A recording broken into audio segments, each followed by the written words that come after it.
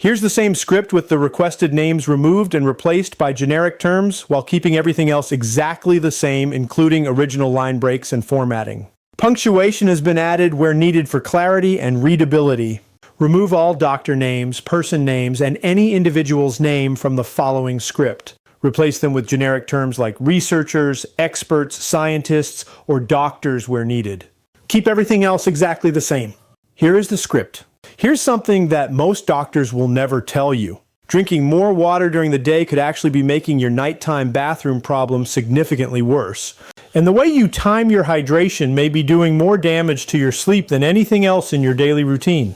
I'm a practicing urologist with over 24 years of experience treating bladder dysfunction, nocturia, and age-related urinary conditions. I've worked with thousands of patients, men and women, most of them over 60, who came to me exhausted, frustrated, and convinced they had a serious bladder disease. And the truth is, the majority of them simply didn't know how to drink water correctly. Now, in my previous video, I explained the 5 warning signs that your gut is leaking toxins into your bloodstream. And that video struck a nerve with so many of you. Today we're going to go even deeper into something that affects your sleep, your heart, your kidneys, and your quality of life every single night. A landmark study published in 2019 by researchers at Nagasaki University in Japan, one of the most cited nocturia intervention studies in recent years, found that targeted changes to fluid intake timing reduced nighttime urination episodes by an astonishing 40% in adults over the age of 65. 40%. No medication, no surgery, no expensive procedures, just a smarter relationship with water. Before we go further, I want to ask you something. How many times do you wake up at night to use the bathroom? Drop your number in the comments below. And if you're over 60, tell me that too. Your experience matters, and you might be surprised how many people are going through the exact same thing. Today, I'm going to walk you through the 3 most powerful hydration habits you need to know, ranked from foundational to genuinely life-altering. By the time we reach number 1, you will understand something about your own bladder and your own body that most people never figure out. And trust me, number 1 is not what you expect. In fact, it's the opposite of what you've been told your entire life. Don't skip ahead. Let's begin with number 3. And this one surprises almost every patient who walks into my clinic for the first time. Your kidneys are not passive filters. They are dynamic, rhythmic organs that actually change their behavior based on the time of day. During daylight hours, your kidneys are in full production mode, filtering your blood rapidly and producing urine at a high rate.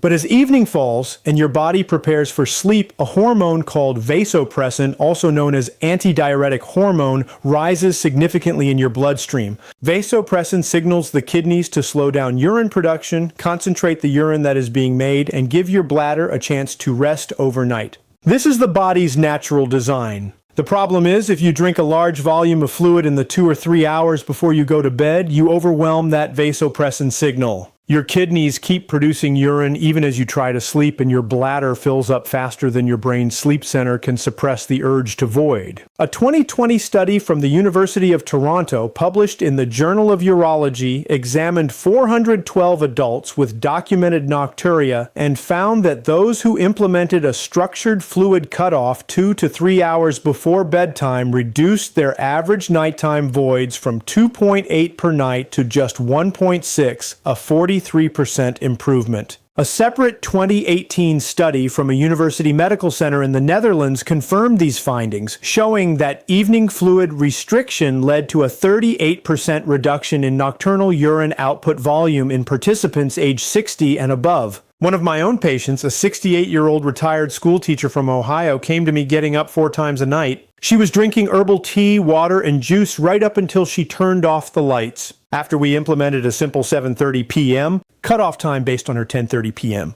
bedtime, she was down to 1 nighttime void within 3 weeks. She told me she felt like she had her life back. Now, age plays a critical role here. After the age of 60, vasopressin secretion begins to decline measurably. Research from the University of Amsterdam, published in 2017, found that adults over 65 produce up to 30% less vasopressin at night compared to adults in their 30s and 40s. This means that even a modest amount of evening fluid, 2 or 3 glasses, can tip your bladder over its threshold when you're older, whereas that same amount would have been handled effortlessly in your younger years. This is not a disease, it is biology, but it is biology you can work with. To implement this starting tonight, simply identify your target bedtime and count back 2.5 hours. That is your last fluid intake moment. Set a gentle phone reminder if you need to. Your last beverage should be small, no more than 6 ounces, and it should not be caffeinated or alcoholic because both caffeine and alcohol interfere directly with vasopressin function and will amplify your nighttime output regardless of volume. This habit pairs powerfully with number 2 on our list because number 2 addresses what you drink, not just when you stop, and what you've been putting into your body before that cutoff window may be silently sabotaging everything. Coming up next, we talk about the hidden bladder irritants that most people consume every single day without realizing they are sending their bladder into overdrive. And one of them is probably sitting on your kitchen counter right now. Number 2 is where things start to get really interesting because this is the habit that fundamentally rewires your entire relationship with water. Most people I see are not drinking too much water overall. In fact, many are dehydrated. The problem is the distribution. They drink very little in the morning, a moderate amount at lunch, and then they try to catch up in the afternoon and evening, flooding their system with fluid right when their kidneys need to be winding down. This pattern is physiologically backwards, and it is one of the primary drivers of nocturia in otherwise healthy adults. Here's the mechanism your body uses. Your kidneys process fluid most efficiently during the active, upright, and physiologically alert hours of the day, roughly 7 a.m. to 2 p.m. During this window, your body's sodium regulation, aldosterone levels, and renal blood flow are all optimized for high-volume processing. If you consume the bulk of your daily fluid, which for most adults should be somewhere between 1.5 and 2.5 liters, during this morning and early afternoon window, your kidneys clear it efficiently. Your bladder fills and empties normally through the day, and by evening, your body has already done the hard work. What remains in your bladder at bedtime is genuinely minimal.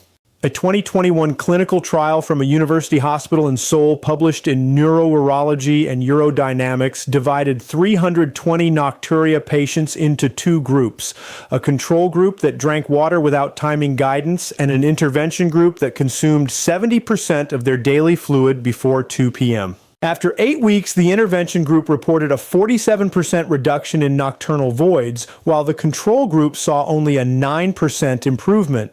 A 2019 study from a University School of Medicine in Tokyo showed that front-loaded hydration also reduced mean nocturnal urine volume by 35% in men aged 55 to 75. I want to tell you about a patient, a 71-year-old retired engineer who came to me after 2 years of waking up 3 to 4 times every night. He was convinced he had prostate trouble. And while we did address some mild prostate enlargement, the real revelation came when we tracked his drinking habits with a 48-hour fluid diary.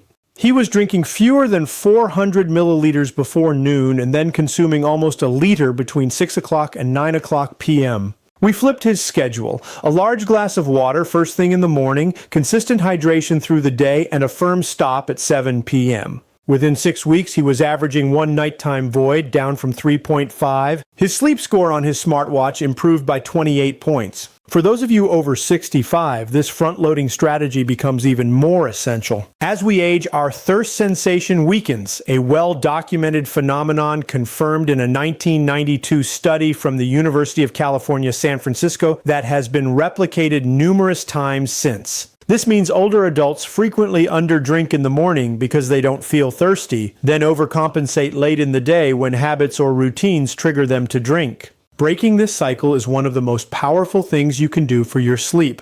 Here's how to start immediately. Tomorrow morning, before you have coffee, before you check your phone, drink a full 8-ounce glass of water. Then aim to drink another 2 glasses before noon. Set a phone alarm at 11 a.m.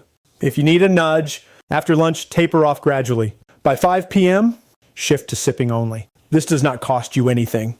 It does not require a prescription. And when you combine it with the cutoff window from number 3, you create a synergistic effect. Your kidneys get the volume they need early, and then they get the signal to rest that they need at night. But here is what almost no one talks about, and what I consider the most important discovery in nocturia management in the last decade. Number 1 is not about when you drink or even how much you drink. It's about something happening in your body while you sleep that you have almost certainly never thought about. And here we are. Number 1, I want you to lean in for this because in my 24 years of practice, this is the single concept that has transformed outcomes for more patients than anything else I have ever implemented. And when I first explain it to patients, almost every single one of them looks at me the same way with complete and utter surprise. The concept is this. For many adults, particularly those over 60, nighttime urination is not primarily a bladder problem. It is a fluid redistribution problem. Here's what happens. Throughout the day, if you consume a moderate to high sodium diet, which the average American absolutely does, taking in nearly 3,400 milligrams daily, according to the CDC, fluid accumulates in the tissues of your lower body, particularly in your legs and ankles. This is called peripheral edema, and it may be subtle enough that you don't even notice it. But when you lie down flat at night, gravity no longer holds that fluid in your legs. It redistributes upward, re-enters your circulation, travels to your kidneys, and is filtered directly into your bladder. This is why so many people feel perfectly fine going to bed and then find themselves urgently needing the bathroom within 60 to 90 minutes of falling asleep. A remarkable 2017 study published in the Journal of Urology by researchers at Nagasaki University, one of the most talked about nocturia papers in recent years, enrolled 321 participants and had them reduce their daily salt intake from an average of 10.7 grams to 8 grams. Just that modest reduction produced a 25% decrease in nighttime voids, with participants going from an average of 2.3 nightly bathroom trips to 1.7. A follow-up study from the same institution published in 2020 showed that combining salt reduction with afternoon leg elevation produced a combined 52% reduction in nocturnal urinary volume, a staggering outcome for such a simple, zero-cost intervention. This is where the synergy with our earlier two habits becomes explosive. When you front-load your hydration before 2 p.m., you minimize afternoon fluid intake. When you reduce your sodium, you reduce the amount of fluid your tissues retain during the day. And when you combine both with a firm evening cutoff, you send your kidneys into the night with very little work left to do. These three strategies compound on each other in ways that no single intervention can match. Let me tell you about a patient, a 76-year-old woman who had been waking up 4 to 5 times every night for over 3 years. She had tried 2 different medications. She had done pelvic floor therapy and nothing had given her sustained relief. When she came to me, I ordered a simple 24-hour urine collection and a dietary recall. Her sodium intake was over 4,000 milligrams per day, well above recommended levels, and her nighttime urine output was 68% of her total daily urine volume. That is a textbook sign of nocturnal polyuria driven by fluid redistribution. We implemented a sodium reduction to under 2,300 milligrams, added an afternoon rest period with her legs elevated for 30 to 45 minutes, and combined that with the hydration strategies we've already discussed. Within 8 weeks, her nighttime voids dropped to 1 to 2 per night. Her total nocturnal urine output fell by 44%. She wept during our follow-up appointment. After 60, this mechanism becomes dramatically more pronounced for 2 reasons. First, the vein walls in the legs become less elastic, making it easier for fluid to pool in soft tissue. Second, the heart's pumping efficiency often decreases slightly with age, meaning less fluid is returned from the legs during daytime activity. Research from Johns Hopkins University published in 2016 confirmed that adults over 65 with even mild cardiovascular aging show significantly higher rates of nocturnal polyuria related to this positional fluid shift compared to younger adults. Here is your action plan starting today. First, spend 1 week honestly tracking your salt intake. Read labels. The biggest hidden sources are bread, canned soups, deli meats, and restaurant meals. Aim to get below 2,300 milligrams per day. And if you can reach 1,500, even better. Second, if you tend to sit for long periods in the afternoon at a desk, watching television, or reading, elevate your legs for 30 to 45 minutes before dinner. A pillow under your calves works perfectly. This simple position shift allows your circulatory system to return that pooled fluid to your bloodstream and kidneys while you are still awake and upright, so your bladder handles it before bedtime instead of at 2 a.m. Third, and this ties everything together, combine this with your morning hydration habit and your evening cutoff. This trio of strategies works as one unified system, and the results for patients who implement all 3 consistently are truly remarkable. Now let's bring it all together. Let's bring this home. Number 3, establish your fluid cutoff 2 to 3 hours before bed because your kidneys need that time to wind down alongside the rest of your body. And if you're over 60, your vasopressin system needs that buffer even more urgently than it did when you were younger. Number 2, front load your hydration. Drink the majority of your water before 2 p.m. when your kidneys are physiologically primed to process it efficiently and your bladder can do its job during normal waking hours. And number 1, the one that changes everything, reduce your sodium and elevate your legs in the afternoon to stop that silent, invisible flood of fluid that migrates from your legs to your bladder the moment you lie down at night. Here's what I want you to hear most clearly. Improving your sleep, your bladder health, and your nighttime comfort is absolutely possible at any age. These are not cures reserved for the young. They are biology-backed strategies that work precisely because they work with your aging body, not against it. Now, I want to know which of these 3 will you start first? And what is your biggest challenge when it comes to waking up at night? Tell me in the comments. I read every single one, and your question might become the subject of my next video. If this helped you, please hit the like button right now. It tells YouTube that this information is reaching the people who need it most. Subscribe so you don't miss what's coming next. Share this with someone you love who is losing sleep. And leave your thoughts below. Your body is not broken. It is simply waiting for the right information. And now you have it.